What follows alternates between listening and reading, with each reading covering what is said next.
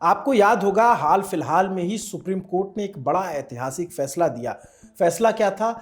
वो ये कि इलेक्टोरल बॉन्ड के जरिए जो भी चुनावी चंदा पार्टियों को दिया गया है वो उसके सारी डिटेल सार्वजनिक की जाए। किसने किसको कितना चंदा दिया ये आपको बताना होगा।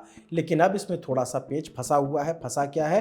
भारतीय स्टेट बैंक एसबीआई ने चुनाव आयोग को इलेक्टोरल बॉन्ड से जुड़ी जानकारी शेयर करने के लिए 30 जून तक का समय मांगा है। एसबीआई ने सुप्रीम कोर्ट में आवेदन देकर कहा कि सभी बॉन्ड खरीद से जानकारी जुटाने और उसे मैच कराने में लंबा समय लगेगा। 15 फरवरी को सुप्रीम कोर्ट ने इलेक्टोरल बॉन्ड को असंवैधानिक करार दिया था। साथ ही तत्काल प्रभाव से नए इलेक्टोरल बॉन्ड जारी ना करने के लिए ये ना करें इसका भी आदेश दिया, तो उस पर रोक लगा दी थी। एसबीआई को बॉन्ड खरीद बिक्री से जुड़ी जानकारी 6 मार्च तक चुनावी आयोग के पास जमा कराने को कहा गया। 6 मार्च में सिर्फ 2 दिन बचे। इसमें 12 अप्रैल 2019 के बाद से जारी इलेक्टोरल बॉन्ड को लेकर जानकारी जुटाने का आदेश था।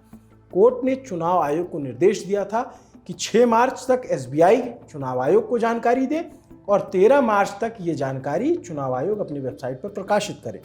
इसमें सभी बॉन्ड की खरीद की तारीखें, खरीदने वाले का नाम, रकम की जानकारी देनी है। साथ ही इसके जरिए किन राजनीतिक दलों को पैसे मिले ये भी जानकारी दी जाएगी। एसबीआई की क्या दलील है? एसबीआई की दलील है अब जानकारी जमा करने की तारीख से 2 दिन से पहले एसबीआई सुप्रीम कोर्ट पहुंचती है। अपने आवेदन में बैंक ने बताया कि 12 अप्रैल 2019 से 15 फरवरी 2024 के बीच 22,217 इलेक्टोरल बॉन्ड जारी किए गए थे। समाचार एजेंसी पीटीआई की रिपोर्ट के मुताबिक एसबीआई ने कोर्ट को बताया कि बैंक के अलग अलग ब्रांच से इलेक्टोरल बॉन्ड खरीद से जुड़ी जानकारियां, मसलन खरीदने वाले का नाम, जारी करने की तारीख, जगह, ब्रांच और जो बॉन्ड जारी किए गए उसका नंबर, सारी डिटेल एक जगह पर नहीं है। बैंक ने कोर्ट को बताया कि अलग अलग ब्रांच से बॉन्ड की बिक्री के बाद उसे सील बंद लिफाफे में मुंबई एसबीआई मुख्यालय में जमा किया गया था। 2 अलग स्टोर में इलेक्टोरल बॉन्ड के करीब 44,000 ऐसे बंडल रखे हुए हैं। इसलिए उनको डिकोड करने और उसे मिलान कर सही जानकारी देने के लिए 6 मार्च की डेडलाइन काफ़ी नहीं है। यानी 6 मार्च को जो डिटेल है वो देने में एसबीआई असमर्थ है। इस बात को लेकर वो सुप्रीम कोर्ट पहुंचे। लेकिन यही तो सारा खेल है। राहुल गांधी ने सरकार को इस पर भी घेर लिया। एसबीआई की इस अपील पर कांग्रेस सांसद राहुल गांधी ने एक बार फिर से ट्वीट कर लिखा। उन्होंने कहा, नरेंद्र मोदी ने चंदे के धंधे को छिपाने के लिए पूरी ताकत झोंक दी है।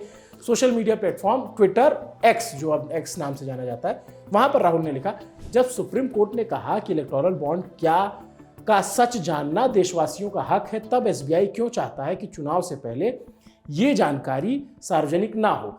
एक क्लिक पर निकाली जा सकने वाली जानकारी के लिए 30 जून तक का समय मांगना बताता है कि दाल में कुछ काला नहीं है, पूरी दाल काली है। देश की हर स्वतंत्र संस्था मोडानी परिवार पर, उनके भ्रष्टाचार पर पर्दा डालने में लगी है। ये राहुल गांधी के शब्द हैं। चुनाव से पहले मोदी के असली चेहरे को छिपाने का ये अंतिम प्रयास है। 15 फरवरी को इलेक्टोरल बॉन्ड को असंवैधानिक बताते हुए सुप्रीम कोर्ट ने कहा था कि गुमनाम चुनावी बॉन्ड सूचना के अधिकार और अनुच्छेद 19(1)(a) का उल्लंघन करते हैं। कोर्ट ने माना कि राजनीतिक दलों को चंदा देने वालों की जानकारी मतदाताओं को होनी चाहिए। तो क्या अब सुप्रीम कोर्ट से एसबीआई को राहत मिलेगी? क्या डेडलाइन बढ़ेगी? जो तारीख सुप्रीम कोर्ट की तरफ से बताई गई वो तारीख है जब देश में लोकसभा के चुनाव संपन्न हो चुके रहेंगे, नतीजे आ चुके रहेंगे। जो भी जीतेगा उस दल का नेता प्रधानमंत्री की शपथ ले चुका होगा, कैबिनेट की घोषणा हो चुकी होगी, मंत्री भी शपथ ले चुके होंगे। 6 मार्च की तारीख को अगर दिया जाता है और 13 मार्च को पब्लिश किया जाता है तो बहुत संभव है कि 13 मार्च के बाद ही चुनाव की तारीखों का ऐलान होगा। तो वो जिन्होंने चंदा दिया और जिन्होंने चंदा लिया, कितनी रकम है, क्या ये लोकसभा 2024 के चुनाव से पहले देशवासियों को जानकारी मिलेगी या फिर चुनाव के बाद जो एसबीआई ने तारीख बताई है तब?